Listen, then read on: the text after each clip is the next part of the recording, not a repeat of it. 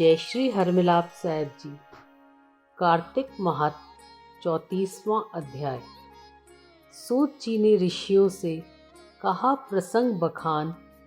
34वें अध्याय पर दया करो भगवान।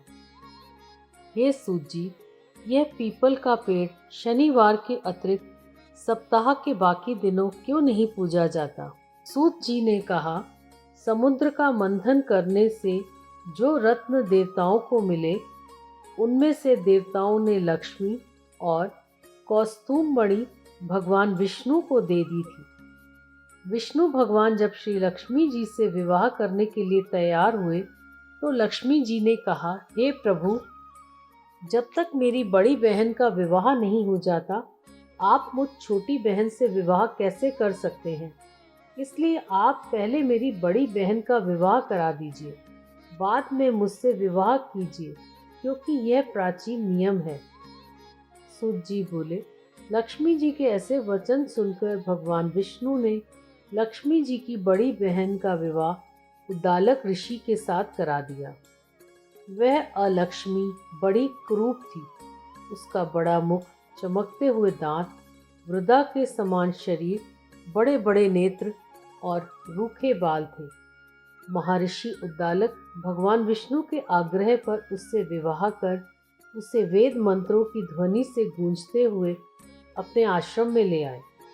वेद ध्वनि से गुंजित हवन के पवित्र धुएं से सुगंधित उस ऋषि के मनोहर आश्रम को देखकर वह बड़ी दुखी हुई। उसने महर्षि उद्दालक से कहा, इस आश्रम में वेद ध्वनि हो रही है, अतः यह स्थान मेरे रहने योग्य नहीं है, इसलिए तुम मुझे किसी दूसरी जगह ले चलो। उसकी बात सुनकर महर्षि उद्दालक ने कहा कि तुम यहाँ पर क्यों नहीं रह सकती हो, और तुम्हारे रहने योग्य दूसरी जगह कौन सी है, यह मुझको बताओ। अलक्ष्मी ने कहा, जहाँ पर वेद की ध्वनि होती हो, अतिथियों का सत्कार होता हो, यज्ञ आदि होते हो, उस स्थान पर मैं नहीं रह सकती। जहाँ पर पति पत्नी आपस में प्यारे हों, पितरों के निमित्त यज्ञ होते हों, देवताओं का पूजन होता हो, वहाँ पर मैं नहीं रह सकती। जहाँ पर दिन रात पति पत्नी लड़ते हों और जहाँ से अतिथि लोग सदा निराश लौटते हों, जहाँ पर पूज्य वृद्धों, सत्पुरुषों तथा मित्रों का अनादर होता हो, और जहाँ दुराचारी, चोर, पर स्त्रीगामी प्राणी रहते हैं, जहाँ पर गौओं का वध, मद्यपान, ब्रह्म हत्या आदि पाप होते हैं, वहाँ पर मैं प्रसन्नतापूर्वक निवास करती हूँ। सूत जी ने कहा, इस प्रकार अलक्ष्मी के वचन सुनकर महर्षि उद्दालक का मन खिन्न हो गया। वह इस बात को सुनकर चुप रह गए। थोड़ी देर चुप रहने के बाद उन्होंने कहा कि अच्छा, तुम्हारे लिए ऐसा ही स्थान खोजूंगा। अतः मैं जब तक तुम्हारे लिए ऐसा स्थान ढूंढ कर ना आऊं, तब तक तुम इसी पीपल के नीचे चुपचाप बैठी रहो। सूत जी ने कहा, महर्षि उद्दालक उसे पीपल के नीचे बिठाकर उसके रहने योग्य जगह ढूंढने के लिए चले। लेकिन जब वह बहुत समय तक प्रतीक्षा करने पर भी वापस नहीं लौटे तो अलक्ष्मी रोने लगी। उसका बुरी तरह से रोना जब लक्ष्मी जी ने वैकुंठ में सुना तो वह भी व्याकुल हो गई। उन्होंने दुखी होकर भगवान विष्णु से कहा, हे प्रभु, मेरी बड़ी बहन अलक्ष्मी पति के त्याग देने से अत्यंत दुखी हो गई है। हे नाथ, यदि मैं आपकी प्रिय पत्नी हूँ तो आप उसे आश्वासन देने के लिए उसके पास चलिए। पत्नी की प्रार्थना सुनकर कृपा सिंधु भगवान लक्ष्मी जी को साथ लेकर उस पीपल के पास गए, जहाँ पर अलक्ष्मी बैठी रो रही थी। उनको आश्वासन देते हुए भगवान विष्णु ने कहा, हे अलक्ष्मी, इस पीपल की जड़ में तुम सदा के लिए निवास करो, क्योंकि मेरे ही अंश से इसकी उत्पत्ति हुई है और इसमें मेरा निवास रहता है। प्रति वर्ष गृहस्थ लोग तुम्हारा पूजन करेंगे और उन्हीं के घर में तुम्हारी छोटी बहन निवास करेगी। स्त्रियों को विविध प्रकार के उपहारों से तुम्हारी पूजा करनी चाहिए। मनुष्यों को चाहिए कि वह पुष्प, धूप, दीप, गंध आदि से तुम्हारी पूजा करें, तभी लक्ष्मी जी उन पर प्रसन्न होंगी। सूत जी ने कहा, भगवान श्री कृष्ण सत्यभामा तथा पृथु और नारद का संवाद तुमको सुना दिया, जिसके सुनने से ही मनुष्य के सब पाप नष्ट हो जाते हैं और से बैकुंठ की प्राप्ति होती है। अब तुमको जो पूछना हो पूछ सकते हो, उसे मैं विस्तार से कहूँगा। सूत जी की बात सुनकर सौनकादि ऋषि महर्षि थोड़ी देर तक प्रसन्न चित्त से वहां बैठे रहे। बाद में वह श्री बद्री नारायण जी के दर्शन को चल दिए। जो प्राणी इस कथा को सुनता है और दूसरों को सुनाता है, वह संसार के संपूर्ण सुखों को प्राप्त करता है। जय श्री हरमिलाप साहिब जी।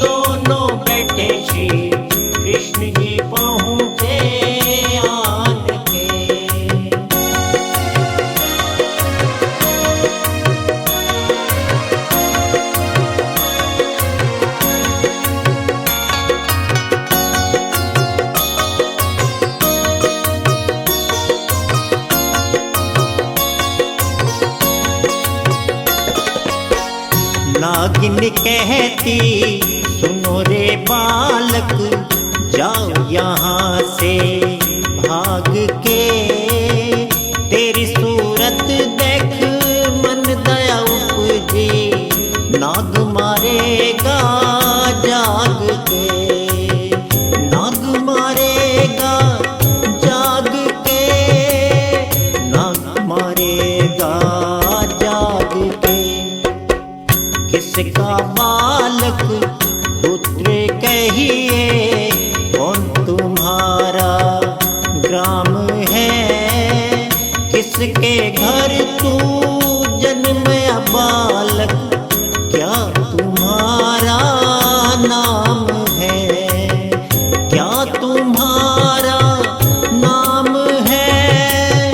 क्या तुम्हारा नाम है? वासुदेव जी का पुत्र कहिए, गोकुल हमारा ग्राम है।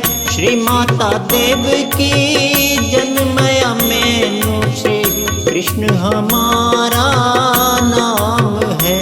श्री कृष्ण हमारा नाम है। श्री कूल यमुना धेनु आगे, जल में बैठे प्रभु जी आन के। नाग नागिनी दोनों बैठे, श्री कृष्ण जी पहुँचे आन के।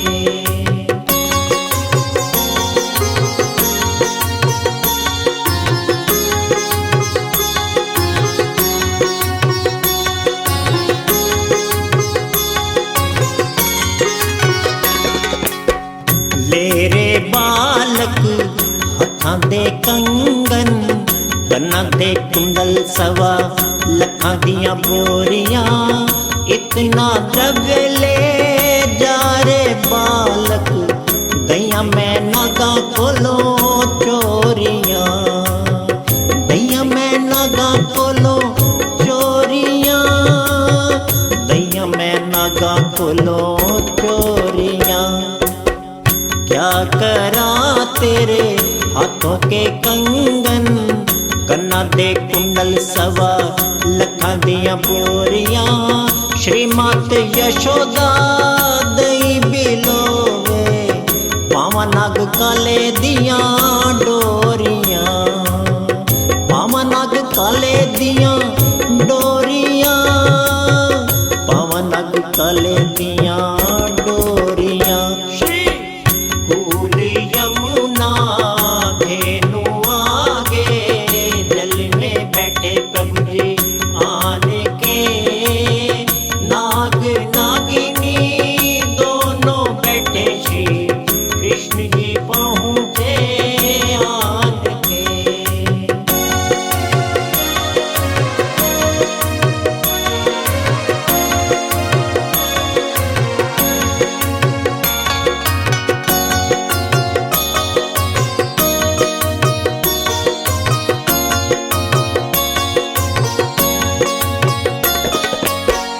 प्यारे बालक वेद ब्राह्मण क्या मरिया तू ता चाउना ए नाग दह में आन पहुँचया अब कैसे कर जाऊना है अब कैसे कर जाऊना है अब कैसे कर जाऊना है।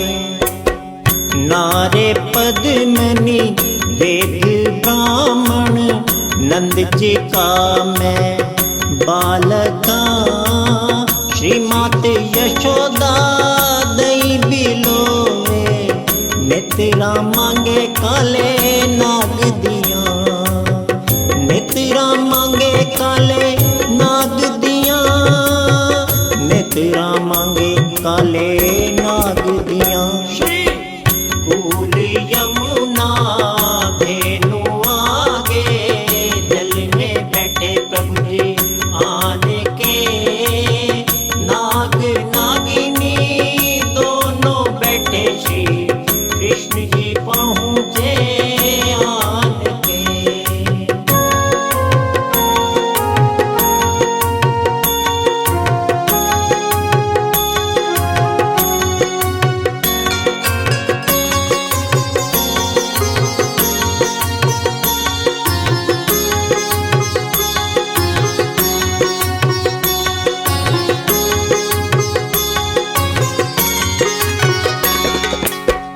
पगम चूमे भुजा मरोड़ी नागिनी नाग जगाया उठो रे उठो बलवंत योद्धा बालक नथने को आया बालक नथने को आया बालक नथने को आया।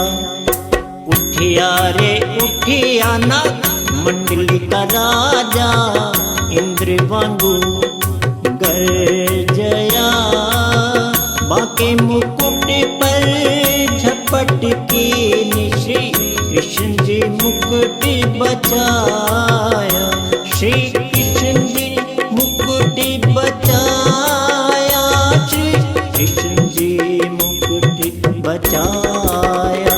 श्री कूल यमुना धेनु आगे जल में बैठे प्रभु जी आन के नाग नागिनी दोनों बैठे श्री कृष्ण जी पहुँचे आन के।